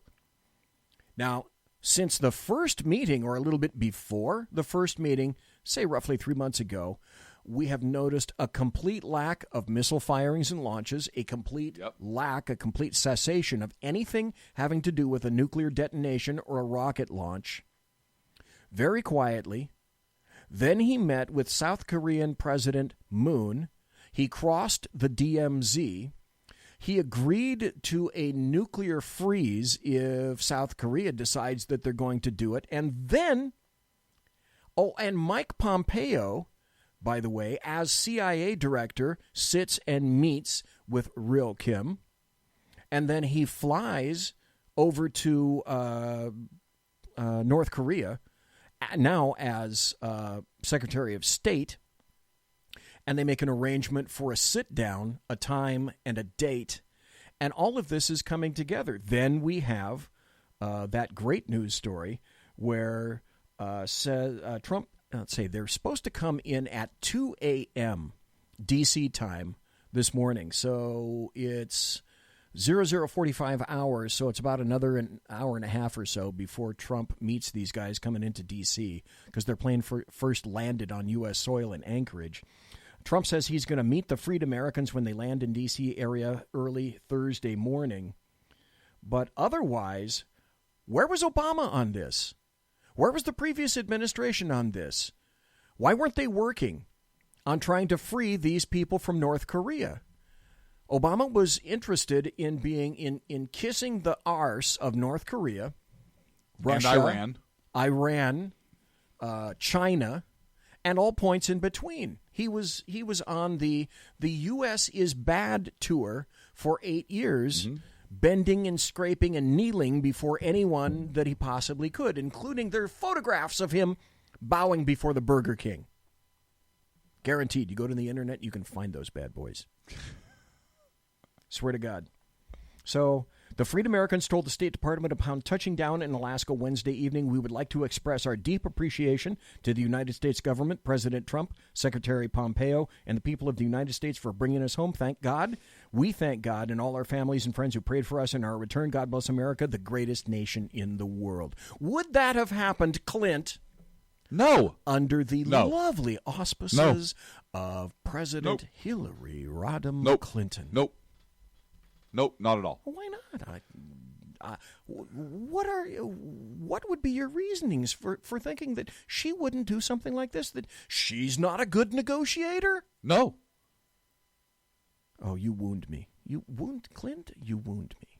I mean, I can't be any clearer than that. No, absolutely not. Look, her husband is the one that is the reason that the Iranians, the North Koreans had 10 years of unobstructed, unrestricted access to develop their nuclear program.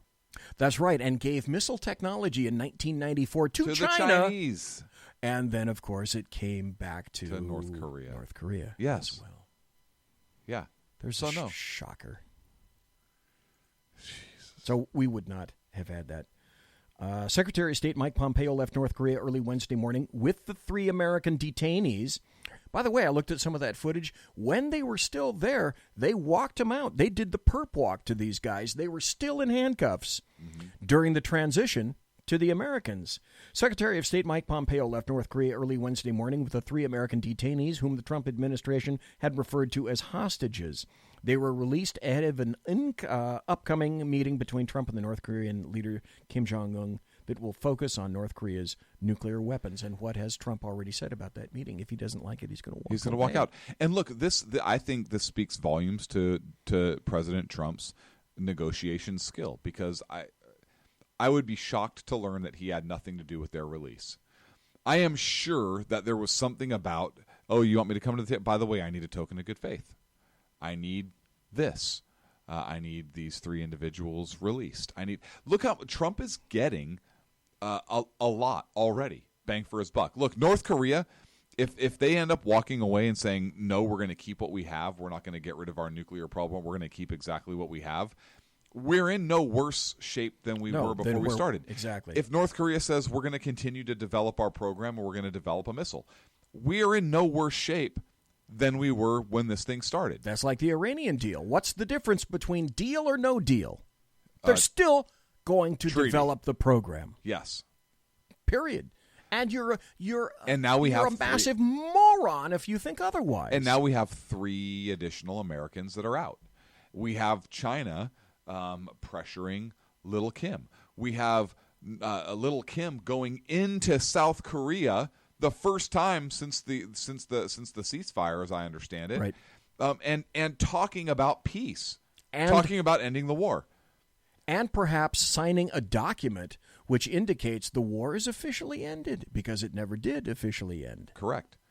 So I'm sorry, I missed the part where Donald Trump is a horrible, horrible president. I missed that part. Does he piss people off? Yeah, of course he pisses people off. Yeah, is he imprecise? Imprecise? Yeah. Does he open his mouth too much on Twitter? Does he misspeak? Yeah. Of course he does.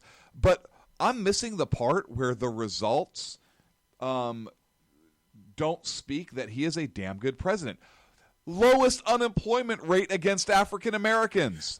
You're going to love this. There was his a guy. Support. I'm sorry, it's BZ. His support among the African American community is up from 11% to 22%, and climbing. There are enough free jobs right now where everybody can have a job.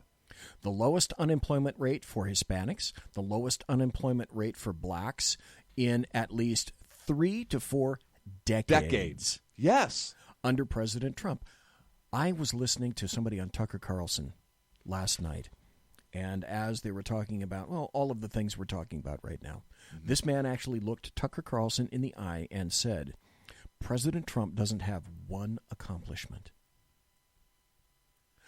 That's the running theme, though, of leftists. So after this today... What did Tucker Carlson say in response to that?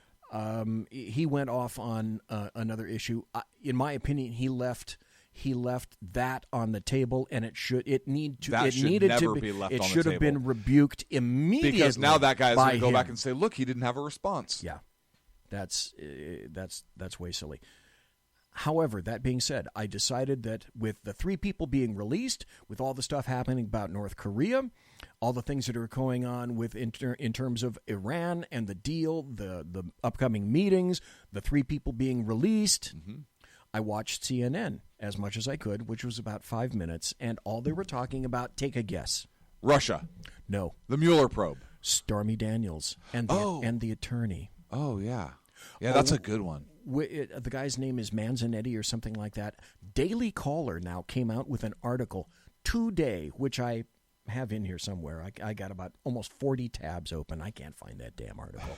But essentially what it said is the attorney for Stormy Daniels was alleging that Trump had taken, that Michael Cohen had taken $500,000, and that's where the $130,000 came off to pay Stormy Daniels, except now that Daily Caller has come out with an article indicating that of the Michael Cohens cited by that attorney, 2 of them are the wrong Michael Cohen. Yes. Are you fucking kidding me? And the answer is no. Facts mean nothing anymore to leftists. Yep. They are damn near immaterial. Mm-hmm. Yeah, did the attorney lie? Michael Cohen did this. Well, yeah, Michael Cohen may have done that, but it wasn't this Michael Cohen. Well, and a year and a half of this investigation from Mueller, what do we have? Nothing. And all we've heard, and you have problems with the cases that you have, so that you have. As I've said for a long time, what are those crimes? What are those indictments that I see? Those are crimes of process, not of substance. What do we have indicating any direct linkage back to Trump and Russia and hacking the elections? And the answer is we have nothing. Mm-hmm. And then we have the issue of the DOJ. Why is it any right-thinking individual has to ask why the DOJ under Rod Rosenstein, who seems to have Jeff Sessions moving around like a little puppet on a string, yeah. Why is it that Rod Rosenstein won't even allow the documents indicating the parameters of the Mueller investigation be revealed to the House Senate Intelligence Committee? Or to the judge. Judge Ellis, yes. who was a Reagan appointee from 1987. And who scolded. Called out the Mueller attorneys in court and said, This has nothing, if anything, to do with Paul Manafort, because that judge he's in the Eastern District of Virginia, and he called out the Mueller attorneys because he's been a sitting judge now for over 30 years and has seen everything. The dude is cool. He was born in Bogota, Colombia, has picked up his JD at Harvard, all sorts of stuff like that, and he's the first to point fingers back at these attorneys, saying, this is a ruse to go and squeeze Manafort to get whatever it is that you can on Trump. Let me ask you this question. We got about 5 more minutes before the end of the show. Let me ask you this question. Two if-then equations. We know that Rod Rosenstein wrote the note and the memo that President Trump used to justify the firing of James Comey. Yes. Then Rod Rosenstein appointed Robert Mueller to determine what the problem was, and one of the issues apparently is the firing of James Comey by President Trump. Yes. What does that make Rod Rosenstein? A piece of shit. A co-conspirator. Oh. There's no crime.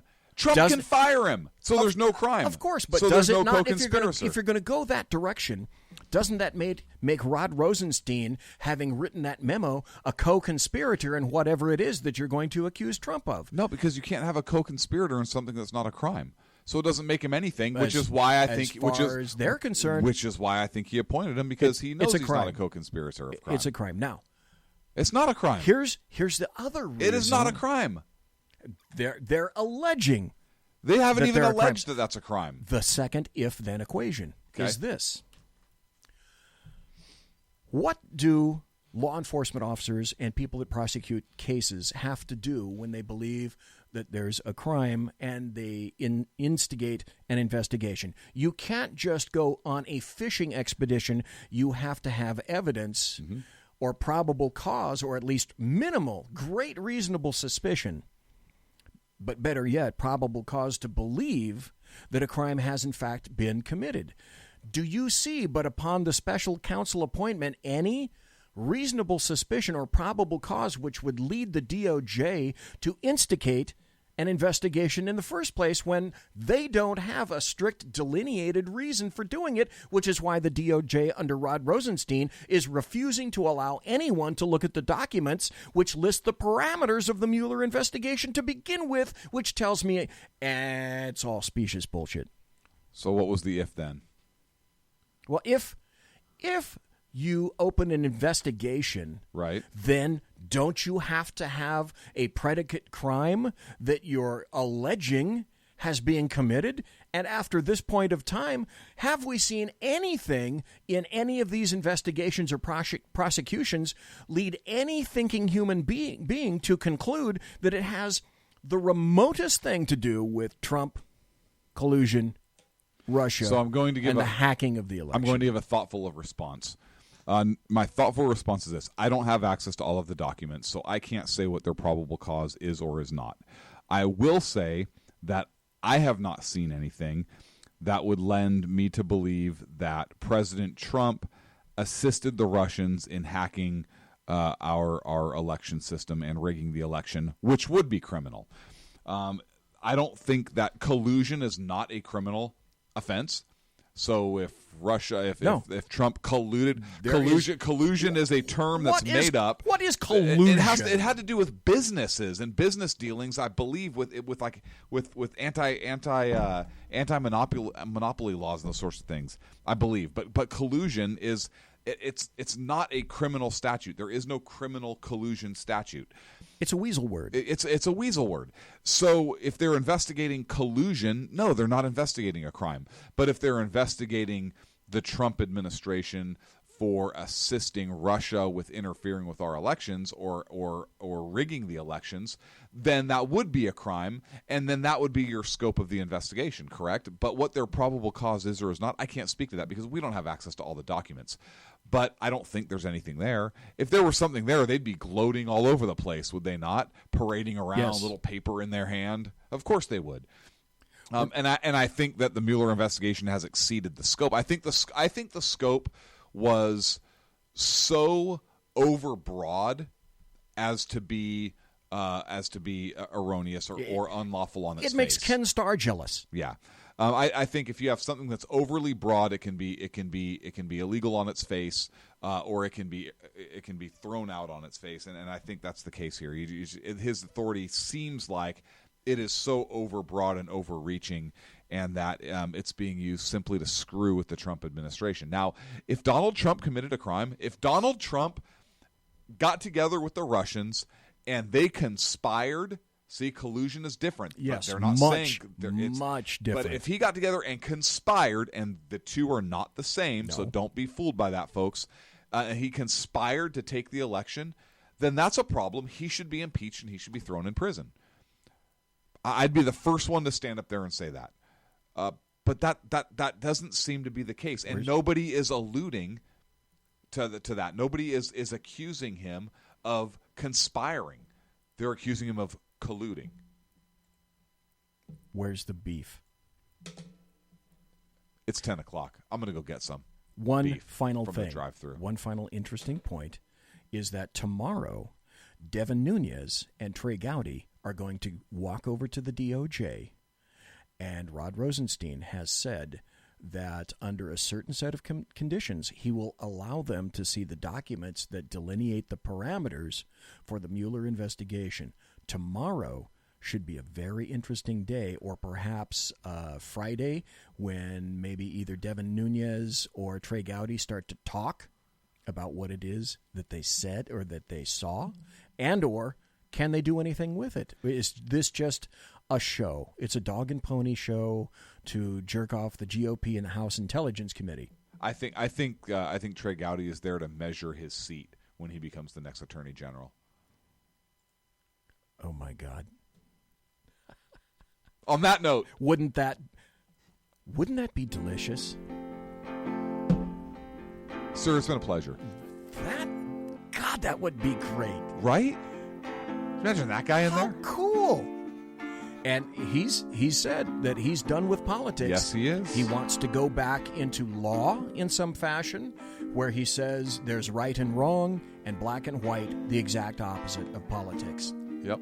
Folks, you've been listening to the Sackheads Against Tyranny radio show. It's been Wednesday, May 9th, 2018, as opposed to May 9th, 2017, when we found out tonight that Sackheads Clint was abso-damn-lutely correct about California approving a bill saying communists can serve. How cool is that? Folks, thanks for listening. Come back next week, next Wednesday, for the Sackheads Against Tyranny show. Good night. Take care. Can't believe you just said hello.